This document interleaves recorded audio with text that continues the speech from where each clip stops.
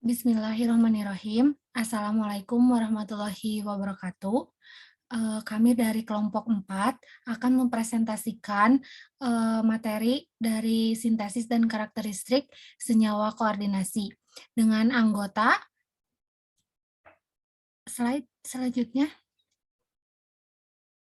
Saya sendiri, Anissa Putri Junaidi, kemudian Fitri Amalia Hasanah, Devi Alfia Ismayanti, Hikmatul Kurnia Azizah, Nisa Aina Salsabila, Raji Muhammad Fajar, Siti Fatimah, dan Triani. Untuk materi yang pertama akan dijelaskan oleh rekan saya, Triani. Kepada Triani, dipersilahkan. Baik, terima kasih kepada moderator. Baik, di sini saya akan menjelaskan tentang pengertian sintesis dan karakteristik senyawa koordinasi. Nah, untuk pengertian sintesis ini terbagi ketiga pengertian. Ada yang pertama yaitu menurut KBBI. Sintesis diartikan sebagai paduan berbagai pengertian atau hal sehingga merupakan kesatuan yang selaras atau penentuan hukum yang umum berdasarkan hukum yang khusus. Yang kedua, menurut ahli. Menurut Kasop, menyatakan bahwa maksud sintesis yang utama adalah mengumpulkan semua pengetahuan yang dapat diperoleh untuk menyusun suatu pandangan dunia. Dan menurut Link, sintesis merupakan penggabungan unsur-unsur untuk membentuk ujaran dengan menggunakan alat-alat bahasa yang ada. Dan yang ketiga, ada menurut kimia. Sintesis merupakan uji nyata kemampuan dalam menggunakan dan mengendalikan reaksi kimia. Yang kedua, sintesis kimia merupakan kegiatan melakukan reaksi kimia untuk memperoleh suatu produk kimia ataupun beberapa produk. Dan yang ketiga, sintesis kimia merupakan suatu proses yang dapat direproduksi selama kondisi yang diperlukan terpenuhi. Next.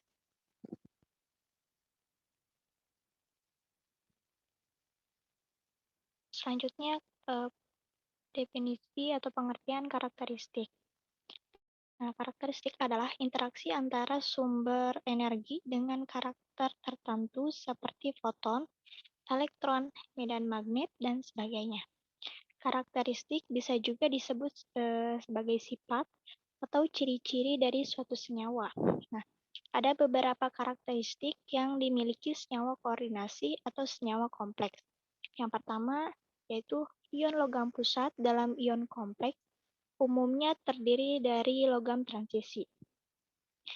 Nah, ion kompleks yang stabil terbentuk dari ion logam pusat yang memiliki satu ukuran ion relatif kecil, tetapi muatannya besar atau potensial ioniknya perbandingan antara muatan ion dan jari-jari ion tinggi. Kedua, ada energi orbital relatif sama dengan energi orbital dari pasangan elektron yang disumbangkan ligan. Nah, pada umumnya, ion logam transisi kurang stabil daripada ion kompleksnya. Yang selanjutnya, yang kedua, yaitu ion kompleks memiliki sifat yang berbeda dengan ion pembentuknya.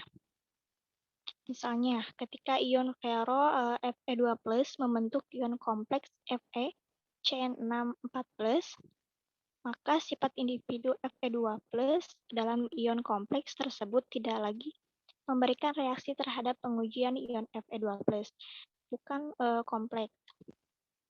Nah, jadi ion Fe2+ dalam kompleks tidak mengendap menjadi FeOH2 kali ketika ditambahkan larutan NaOH.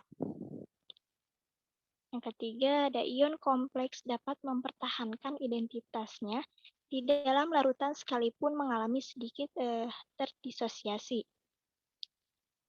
Nah, derajat disosiasi bergantung pada kekuatan ikatan di antara logam pusat dan ligan. Yang keempat, muatan ion kompleks merupakan penjumlahan dari muatan ion penyusunnya. Misalnya, ion heksasionoferat 2 memiliki muatan 4 min.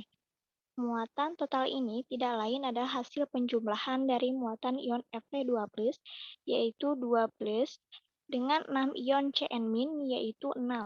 Sehingga muatan total adalah 4-. Hal yang sama muatan total ion yaitu CONH3 4Cl2 plus adalah 1+.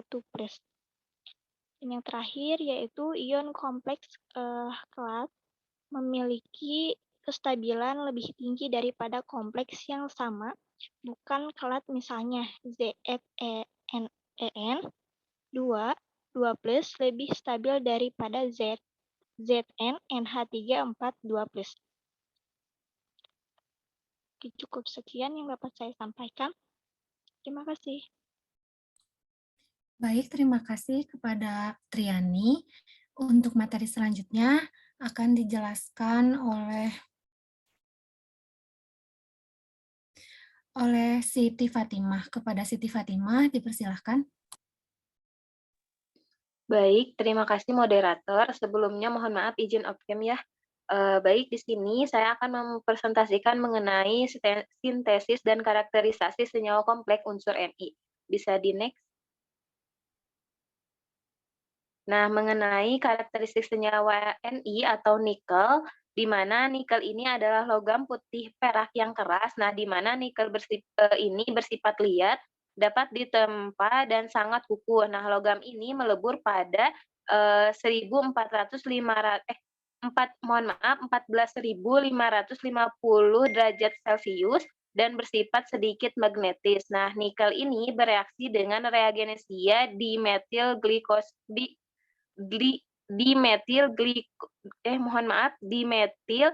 glioksima atau C4H8O2Na2 yang menghasilkan endapan merah. Nah, kemudian nikel dimetilglioksima ini dari larutan yang tepat basa dengan amonia atau larutan asam yang dibuperkan dengan natrium asetat. Nah, kemudian untuk sifat fisik dan sifat kimia ini, dari nikel ini yaitu nikel berwarna putih keperak-perakan dengan pemolesan tingkat tinggi, bersifat keras, mudah ditempa, sedikit feromagnetis, dan merupakan konduktor yang yang agak baik terhadap panas dan listrik. Nah, kemudian nikel ini digunakan secara besar-besaran untuk pembuatan baja tahan karat dan alloy lain yang bersifat tahan korosi. Digunakan juga untuk membuat uang koin dan baja nikel untuk melapisi senjata dan ruang besi atau deposit di bank.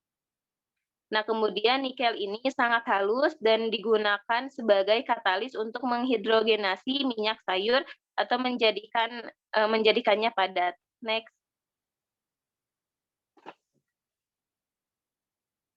Nah, kemudian untuk prosedur pembuatan Ni sendiri ada 8 ya. Yang pertama yaitu larutkan 1 gram nikel klorida heksahidrat dalam gelas bekas yang berisi 5 mili air. Nah, kemudian letakkan gelas beker tersebut dalam lemari asam dan tambahkan 10 mili larutan NH3 pekat 15 molar. Nah, kemudian yang ketiga yaitu tambahkan ke dalam campuran tersebut 2,6 gram potasium iodi dan biarkan campuran tersebut beberapa menit. Nah, yang keempat yaitu kumpulkan kristal yang terbentuk dalam corong, kemudian dicuci 2 kali dengan 2 mili larutan etanol 1:1, dan kemudian tambahkan 2 mili etanol. Kemudian yang kelima yaitu keringkan kristal di udara terbuka dengan diangin-anginkan selama beberapa menit. Dan yang keenam yaitu pindahkan kristal-kristal yang telah kering tersebut ke dalam kertas saring. Bisa di next. Nah, selanjutnya yang ketujuh yaitu pindahkan hasilnya ini ke dalam tabung yang telah ditimbang beratnya dan diberi label. Timbang berat tabung beserta isinya dan hitung persentasi berat yang dihasilkan berdasarkan jumlah nikel klorodaheksidrat yang digunakan. Nah, yang terakhir yaitu lakukan tes pengujian adanya ion nikel dengan cara larutkan sedikit sampel kira-kira 0,1 gram dalam 0,5 mili air dan tambahkan 2 tetes larutan NH3 5 molar dan kemudian tambahkan 5 tetes larutan dimetilglioksin dan maka akan terbentuk endapan merah seperti stroberi bila larutan mengandung nikel 2. Bisa di-next. Nah, yang terakhir untuk mengenai hasil dan pembahasan, ketika melakukan tes pengujian ion nikel, 0,1 gram dari sampel tadi dilarutkan di dalam air dan ditambahkan 1 sampai 2 tetes larutan amonia atau NH3 5 molar. Pada pengujian nikel, penambahan larutan amoniak berfungsi sebagai katalis dan menunjukkan bahwa reaksi dalam keadaan basah, sehingga dapat membentuk endapan nikel. Nah, selain itu, dimetilglikosim akan lebih cepat bereaksi dalam suasana basah. Terakhir, ditambahkan 5 tetes dimetilglikosim.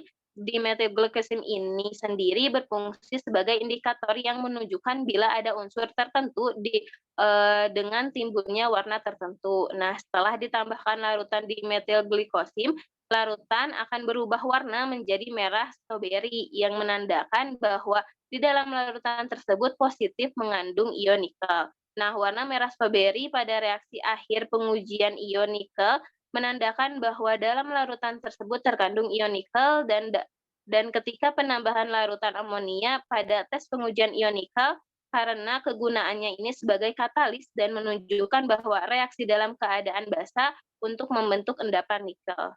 Mungkin cukup sekian untuk pembahasan karakteristik nikel. Saya kembalikan lagi ke moderator. Terima kasih.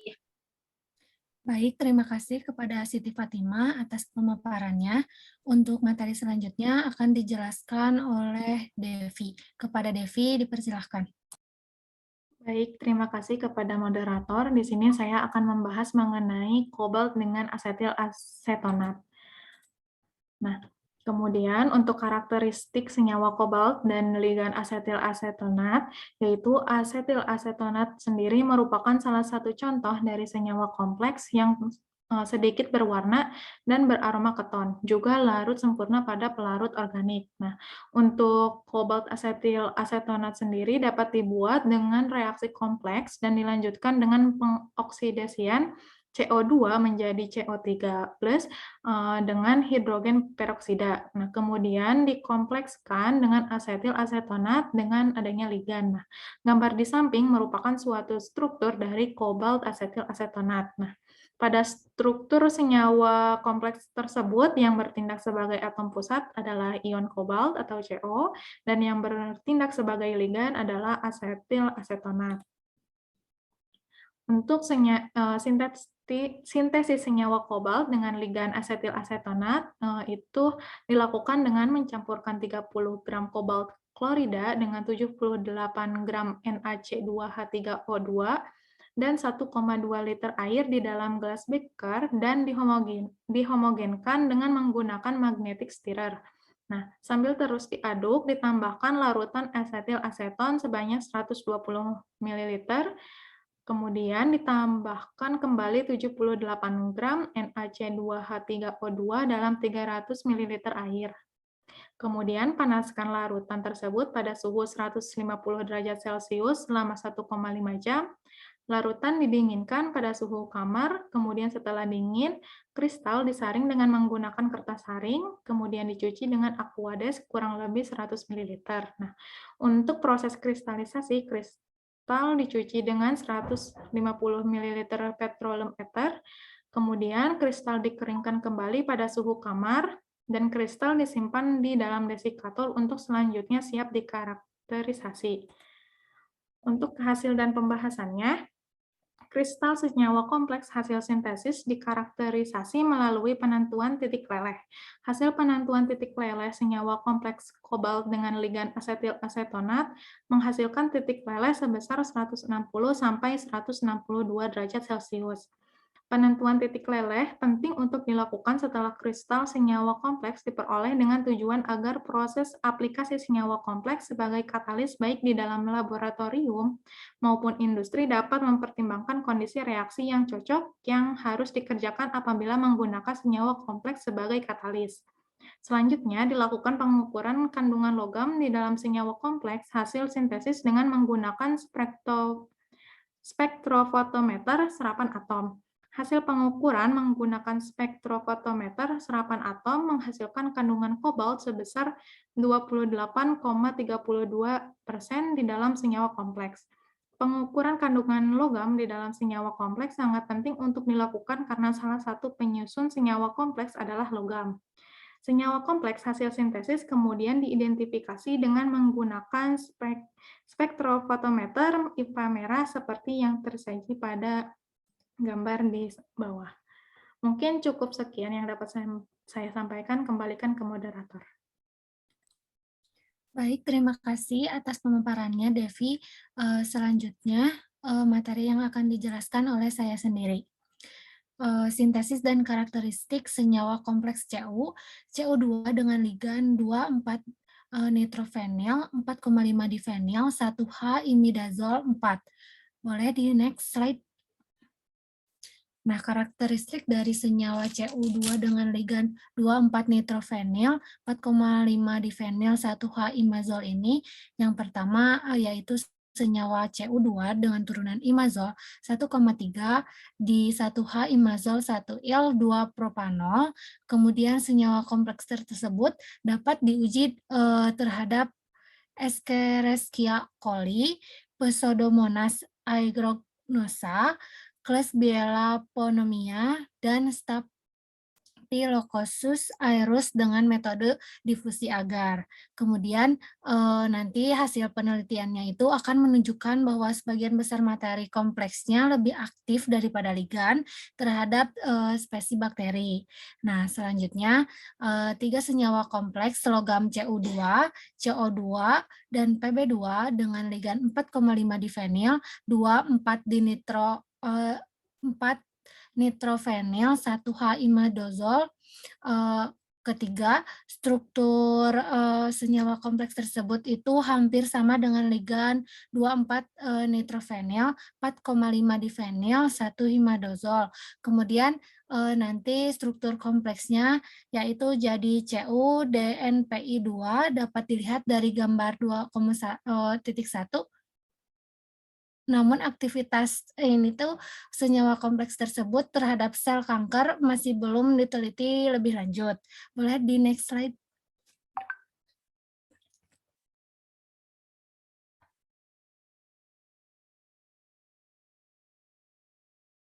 Nah, selanjutnya ada cara untuk mensintesis CO2 dengan ligan 2,4 dinitrofenil, 4,5 difenil, 1H imidazol.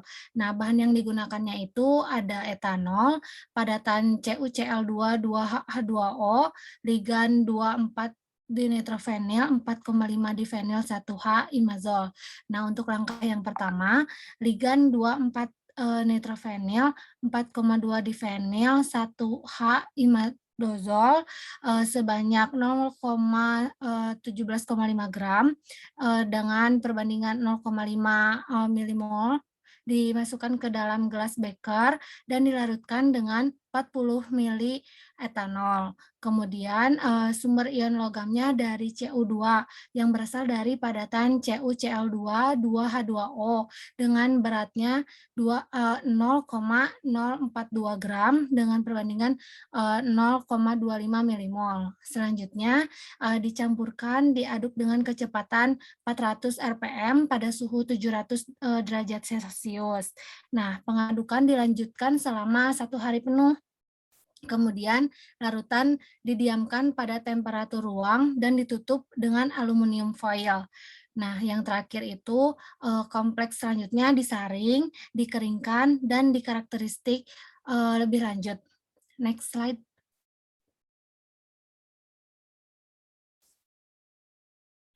Nah, untuk hasil dan pembahasannya, kompleks yang didapatkan dikarakterisasi dengan menggunakan spektrofotometer UV visible, FTIR, dan analisis komposisi kompleks. Nah, pengukuran panjang gelombang maksimum dilakukan mengetahui pergeseran panjang gelombang antar sumber ion logam dengan kompleks.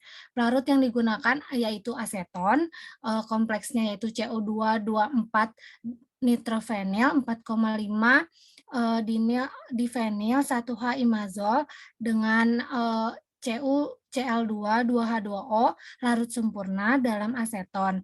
Nah, panjang gelombang maksimum sumber ion logamnya yaitu 345 nanometer dan kompleks CO2 24 nitrofenil, 4,5 difenil, 1H imazol dengan panjang gelombang 390 nanometer. Nah, di sini ada grafik dari panjang gelombang maksimum CuCl2 2H2O dan kompleks Cu2.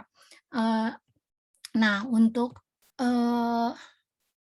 garis yang berwarna hitam yaitu panjang gelombang dari CuCl2 2H2O dan untuk garis yang berwarna merah yaitu untuk kompleks Cu2. Nah, senyawa kompleks CuDNPi2 diukur menggunakan spektrofotometer UV visible menggunakan pelarut DMF muncul pada panjang gelombang 410 nanometer. Nah, nanti warna kompleks yang dipantulkan adalah kuning dan yang diserap adalah ungu berada pada panjang gelombang 340 sampai 450 nanometer. Next slide.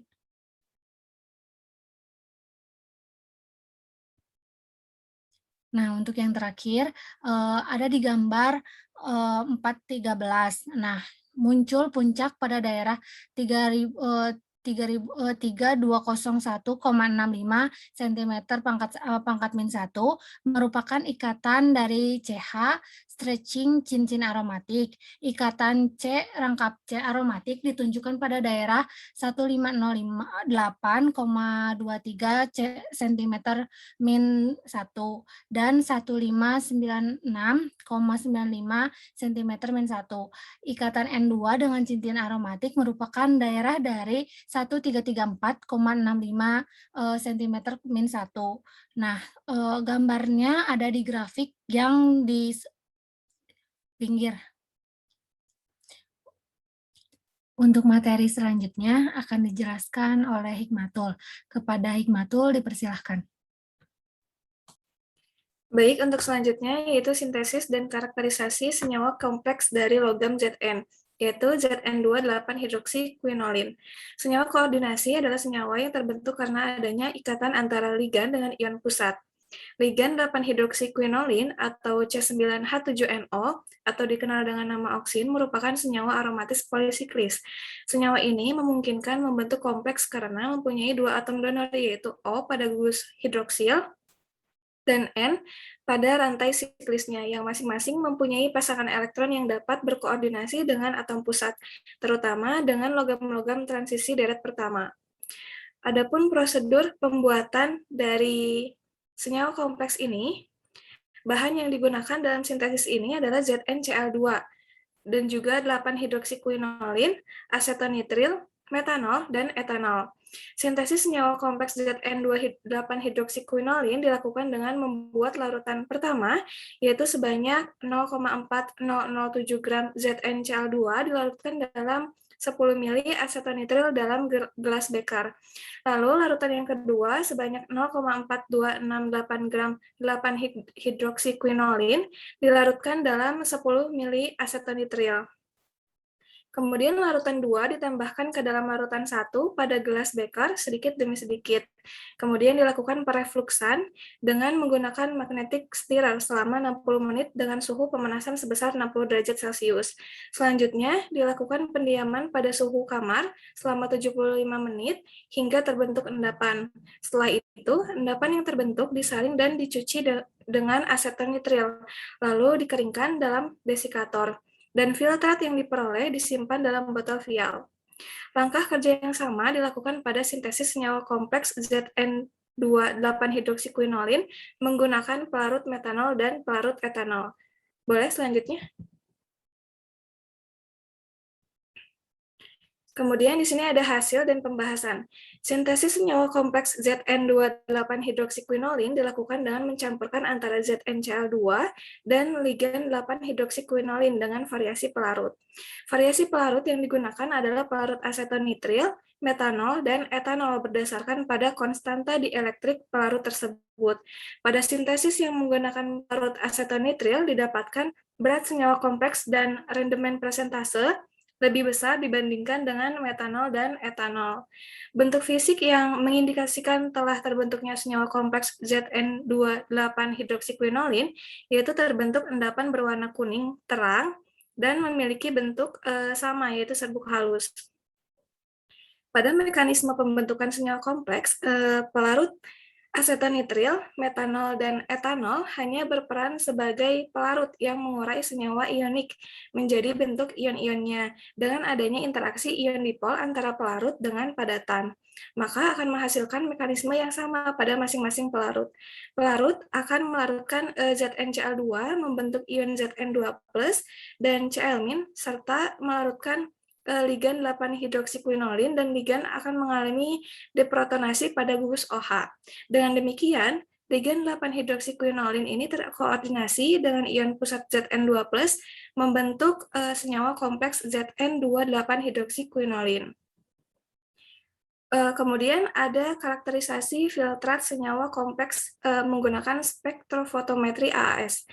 Analisis menggunakan instrumen AAS ini bertujuan untuk mengetahui konsentrasi logam pada senyawa kompleks yang terbentuk sehingga dapat diketahui banyaknya logam yang terikat dengan ligan membentuk senyawa kompleks. Konsentrasi logam yang bereaksi dengan ligan membentuk kompleks dengan cara pengurangan konsentrasi Zn awal dikurangi dengan konsentrasi Zn akhir, di mana semakin kecil konsentrasi logam sisa yang terdeteksi pada instrumen AAS menandakan semakin banyak logam yang berikatan dengan ligan membentuk senyawa kompleks. Dari tabel yang tertera di layar, dapat terlihat bahwa pada pelarut asetonitril memiliki konsentrasi paling tinggi dibandingkan dengan pelarut etanol dan metanol. Hal ini dikarenakan polaritas dari pelarut asetonitril lebih besar serta merupakan agen koordinasi yang baik dibandingkan pelarut metanol dan etanol. Berdasarkan dari konstanta di elektrikum yang dimilikinya juga, di mana semakin besar konstanta di elektrikum tersebut, maka semakin polar pelarut sehingga atom pusat dan ligan akan larut pada pelarut polar. Dapat disimpulkan bahwa Zn yang bereaksi dengan ligan 8-hidroksiquinolin dalam asetonitril paling banyak membentuk kompleks secara kovalen koordinasi, serta pelarut asetonitril ini merupakan pelarut yang paling sesuai dibandingkan dengan metanol dan etanol. Sekian yang dapat saya sampaikan, saya kembalikan ke moderator. Baik, terima kasih Hikmatul atas pemaparannya. Selanjutnya akan dijelaskan oleh Fitri. Kepada Fitri dipersilahkan. Terima kasih kepada moderator yang telah mempersilahkan. Bismillahirrahmanirrahim. Di sini saya akan menjelaskan mengenai sintesis senyawa kompleks unsur Fe dengan ligan 1,10 penantrolin dan anionnya trifluorometanasulfonat. Next. Nah, besi atau Fe ini dalam sistem periodik unsur termasuk ke dalam logam transisi golongan 8B dengan nomor atom 26, berwarna keperakan dan dapat ditempa. Senyawa kompleks Fe3 umumnya membentuk struktur oktahedral dengan bilangan koordinasi 6. Namun, struktur lain seperti tetrahedral dengan bilangan koordinasi 4 dan segi 4 piramida. Senyawa kompleks Fe ini digunakan dengan metode sintesis senyawa kompleks Fe3 dengan ligan 1,10 penantrolin dengan anionnya CF2SO3- adalah metode dengan menggunakan metode pendesakan langsung. Penantrolin ini adalah ligan chelat karena dapat membentuk senyawa kompleks dengan struktur lingkar dan merupakan ligan chelat yang sangat kuat untuk macam-macam ion logam. Ligan 1,10 penantrolin dapat membentuk kompleks dan berbagai atom logam dalam tingkat oksidasi formal yang rendah. Karakteristik dari ligan ini yaitu berfase kristal berwarna putih, mempunyai titik leleh antara 90 derajat Celcius, 98 derajat Celcius sampai dengan 100 derajat Celcius. Anion untuk anionnya yaitu anion trifluorometanasulfonat atau CF3SO3- dalam kimia anorganik merupakan anion koordinasi lemah yang tidak memiliki sifat redoks. Sifat redoks berbahaya daripada perklorat dan lebih tahan terhadap hidrolisis daripada BF4. Nah, dari metode sintesis ini menghasilkan persamaan reaksi yaitu Fe-Fen 3+ aqueous ditambah 3KCF3SO3- menghasilkan Fe-Fen 3CF3SO3 3 kali titik H2O. Next.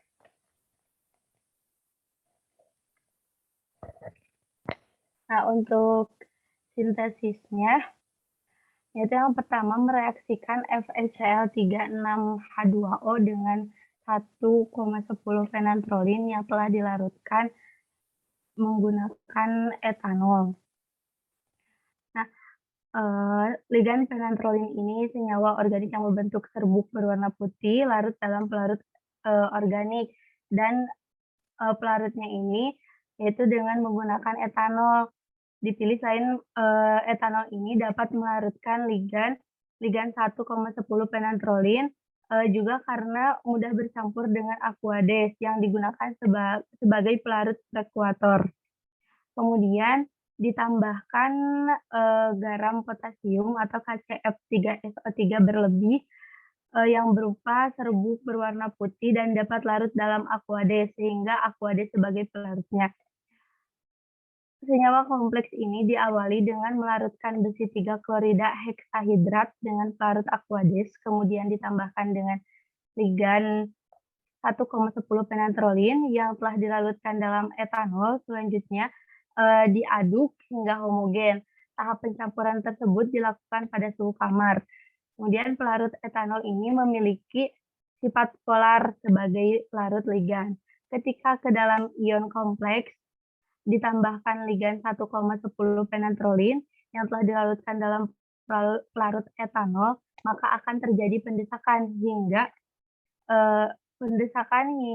ligan H2O pada kompleks FeH2O3+ oleh ligan 1,10 penantrolin sehingga terbentuk kation kompleks FePen-M3+ berwarna coklat. Nah, setelah itu campuran tersebut diuapkan dan didiamkan selama 24 jam dengan ditutup dengan menggunakan aluminium foil. Kemudian campuran tersebut disaring lalu didinginkan. Nah,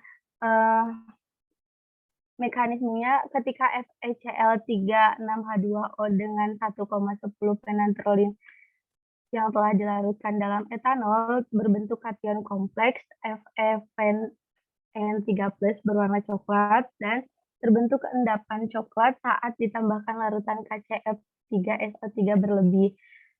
Senyawa kompleks yang terbentuk yaitu FePen3CF3SO3 3 kali H2O berbentuk serbuk berwarna coklat.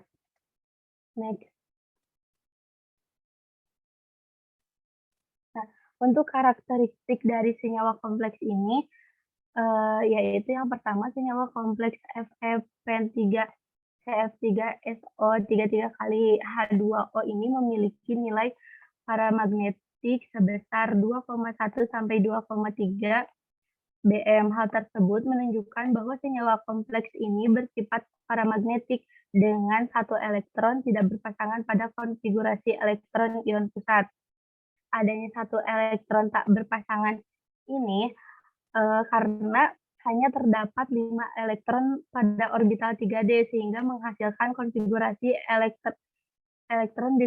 elektronik dengan satu elektron yang tidak berpasangan. Kemudian senyawa kompleks ini bersifat low spin karena Fe bersifat paramagnetik dengan satu elektron tidak berpasangan yang berarti 8 hidroquinolin merupakan ligan kuat sehingga senyawa ini menjadi kompleks. Kemudian dari senyawa kompleks Fe-Pen3CF3SO3 3 kali H2O ini berstruktur oktahedral. Sekian yang dapat saya sampaikan, saya kembalikan kepada moderator.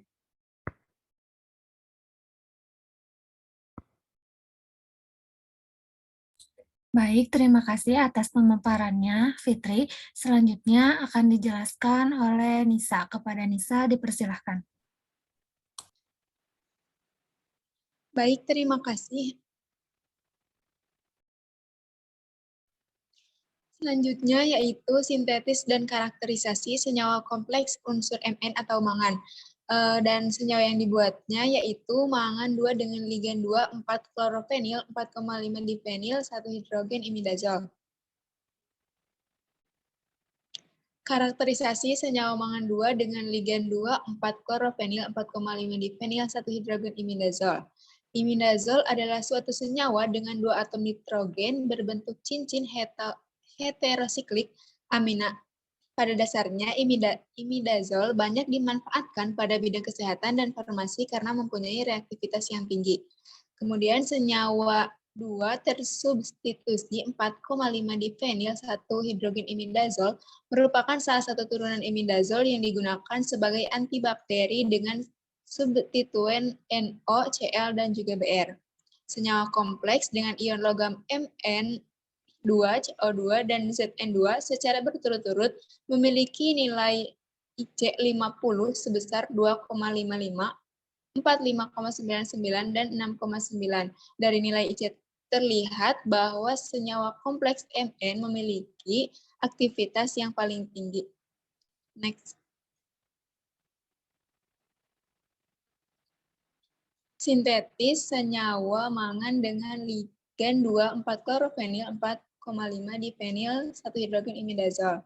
Bahan-bahan yang digunakan dalam pembuatan senyawa ini yaitu padatan 1,2 difeniletana, 1,2 dion, kemudian amonium asetat, kemudian asam asetat glasial, kemudian gas nitrogen 98%, 4 klorobenzaldehida, etil asetat, metal klorida, N-heksana, metanol, asam nitrat pekat 5 molar Aquades, MnCl2, 2H2O, air laut, dan banur udang Artemia salina.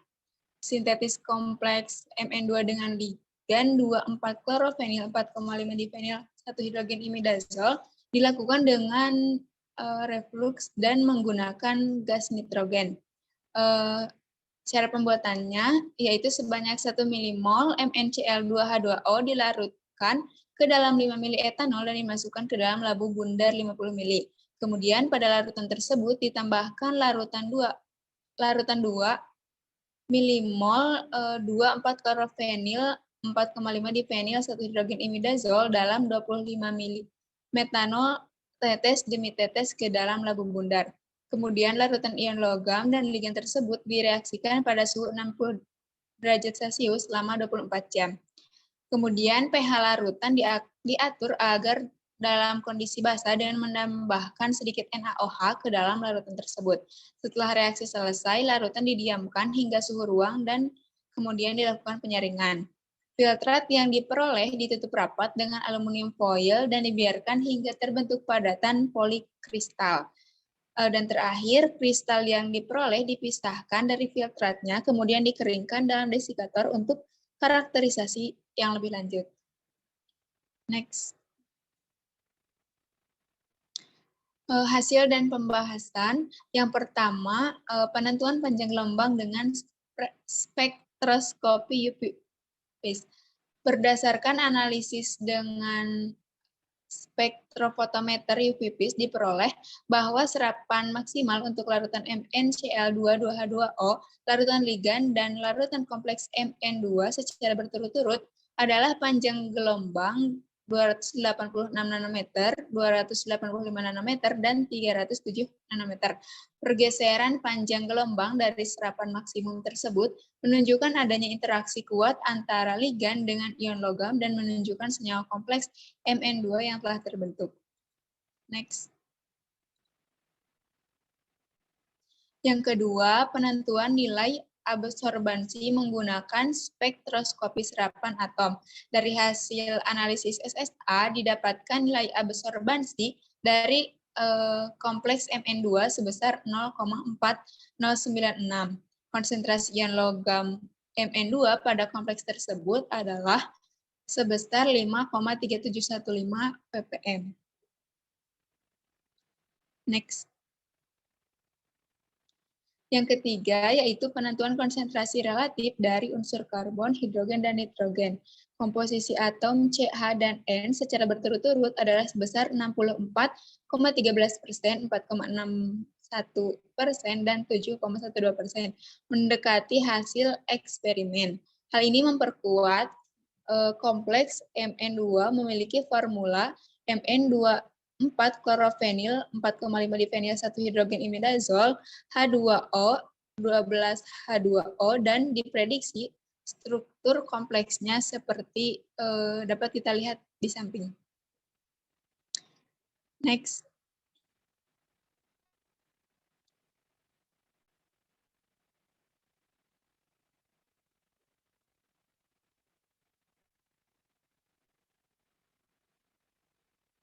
Yang keempat yaitu penentuan toksisitas menggunakan metode BSLT. Hasil uji BSLT diperoleh nilai LC50 untuk senyawa kompleks klorofenil 4,5 difenil 1 imidazol 2H2O, 212H2O adalah sebesar 254,81 ppm. Dari nilai LC50 menunjukkan bahwa senyawa ini tergolong senyawa kurang toksik karena memiliki nilai LC50 sampai 200 ppm. Baik, untuk materi terakhir akan dijelaskan oleh Razi. Kepada Razi dipersilahkan. Baik, terima kasih moderator atas waktunya.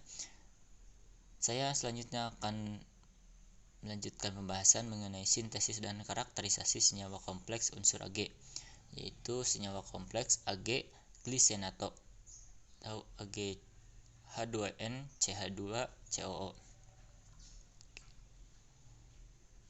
Nah, sintesis senyawa Ag glisenato.